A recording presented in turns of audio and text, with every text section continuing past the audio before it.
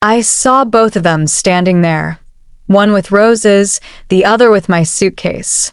One with a smile, the other with suspicion. My heart shattered right there at gate 34B. My husband, Alan, had driven 3 hours from our home in Salt Lake City to surprise me. He said he missed me. My lover, Ricardo, had flown in from California. He said he could not go another week without touching my face. They stood less than 10 feet apart, and I stood in between. Every lie, every kiss, every whispered, "I love you," cracking beneath my heels like ice on a frozen lake. I could still feel Ricardo's lips on my neck from the night before. I could still remember Alan's voice over the phone telling me to come home safe.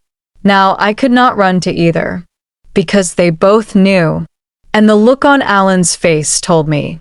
He had known for a while. Before I continue, I just want to say a huge thank you to everyone who has subscribed to this channel. I see you. I feel you. Your support means the world to me. And to all the new viewers and returning ones who have not subscribed yet, please hit that subscribe button. It is the fuel that powers this channel and keeps these stories coming to life. I cannot wait to welcome you fully into the family. Also, do not forget to drop your thoughts in the comments. I love hearing what these stories spark in you. Now, let me take you back to the beginning. My name is Agnes. I am 45 years old. I live in Utah with my husband, Alan. He is 50, quiet, dependable, and for the past 20 years has loved me in the most unshakable way. But a few years ago, I stopped feeling like a woman. I felt like a fixture, like wallpaper. I was not unhappy, but I was invisible. My work in corporate consulting meant I traveled a lot, and I never expected anything to happen, until it did. It was in Phoenix that I met him, Ricardo. He was giving a talk on international trade at a conference I was attending. He was charming, confident, 8 years younger, and when he spoke to me, it felt like my skin woke up. We had drinks that night. Nothing happened, but everything changed. The next trip, he was there again. We had dinner. We laughed too loud. He touched my hand a little too long. By the third trip, I had bought a second phone. Ricardo lived in California. I was in Utah, so it felt manageable, like it could be contained between flights and hotel keys. But it was never just about the sex. It was about being seen, touched, desired. He told me I made him feel alive. I told him the same, and I meant it.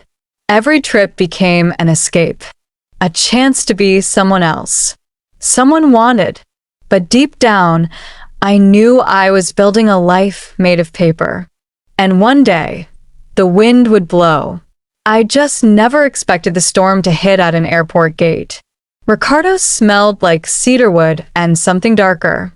He always wore cologne that lingered on my skin long after I left his bed. The first time I cheated on Alan, I could not look at myself in the mirror for 2 days. But by the third time, guilt turned into hunger. I did not know what to do with it except feed it more of Ricardo. We were not reckless. We met in cities where no one knew us. I booked my flights with cash from a separate account. I saved his number under a fake name. And that second phone? I called it my work phone, but it was more like my fantasy phone. The one that lit up only when I was away from home, where I could play a different version of myself. The one who laughed without filter. The one who moaned without shame. The one who said, "Yes, I want you again," without worrying about dinner, bills, or aging in silence. Ricardo never asked about my marriage. He said he respected the boundaries of what we had. That made it worse somehow. It made it easier to fall for him. One night, in a hotel room in Denver, he held me after we had undressed each other with more emotion than speed. He whispered, "Agnes, I would give everything to wake up next to you every day." I said nothing. But my silence was not rejection. It was fear. Fear that I might want that too much. Meanwhile, Alan had started noticing things. The way I never left my second phone around. The way I came home with hotel shampoo bottles from places I never told him I was going. Once he asked, "Do you ever miss me when you are gone?" I kissed him on the cheek and said, "Of course I do."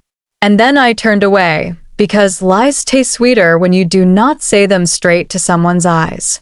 I told myself I could keep doing this forever. That I could have Alan's quiet love and Ricardo's wild heart. That I could live in the middle of two men who adored me for different reasons. But the walls started closing in. Ricardo wanted more. He said he wanted to take a week off and visit Utah. "Let me see your world," he said. "Even just a piece of it." I panicked. I told him no, that it was too risky. He said, "Then why are we doing this at all?" We fought for the first time that night. But by morning, he sent me flowers with a note that read, "3 states apart, and I still feel you on my lips." Alan saw the flowers on our doorstep. I told him they were from a client. He smiled, but I could see the question hiding behind his eyes. I felt the ground cracking beneath me, and I still walked straight into the fire. The next business trip was to Los Angeles. Ricardo met me there. We spent 2 days together like nothing had changed. He made love to me like he was trying to write his name into my skin. And when I boarded the flight back to Utah, I told myself it was the last time. But it was not. And the real last time came with an ending I could never prepare for. I remember the smell of cinnamon pretzels and jet fuel. The way the overhead speakers echoed with final boarding calls. The exact moment I realized my double life was over. That morning, Ricardo had kissed me goodbye in Los Angeles. I told him I had meetings back in Utah. He said he understood. But this time, he smiled differently. There was something behind it, something soft and dangerous. I walked off the plane and into the terminal. I rolled my suitcase past sleepy travelers and vending machines. I was texting Ricardo on my second phone, letting him know I landed when I looked up. And everything stopped. There by the arrival gate was Alan. He stood holding a bouquet of sunflowers. He knew they were my favorite. He wore the sweater I once told him made him look too old, but now it just looked kind, familiar, steady. And 3 people away, standing near a coffee stand, was Ricardo. He was looking for me, dressed in black, holding a small overnight bag. His face lit up when he saw me. And then he saw Alan. And then Alan saw him. And then they both saw me. I froze. Right there. My body could not move. My mouth went dry. My heart was slamming against my ribs like it was trying to escape the wreckage I created. Alan looked at me first, then at Ricardo, then back at me. He said nothing, just handed me the sunflowers. And in that moment, I saw everything he had been hiding, every doubt, every suspicion, every sleepless night I had caused. He knew, he had known, and yet he had still come. Ricardo stepped forward. "Agnes, what is going on?" His voice was low, controlled, but I knew his temper well enough to hear the heat building. I said the only thing I could say. "I need to go home." Ricardo looked shattered. Alan looked numb. And me? I felt like a ghost walking between 2 lives that were never meant to meet. I got in the car with Alan. The silence was so thick, I could hear every regret screaming in my head. He drove without a word. No accusations. No yelling. Just silence. When we got home, he parked the car, looked straight ahead, and finally said, "You could have just told me you were unhappy." I started crying.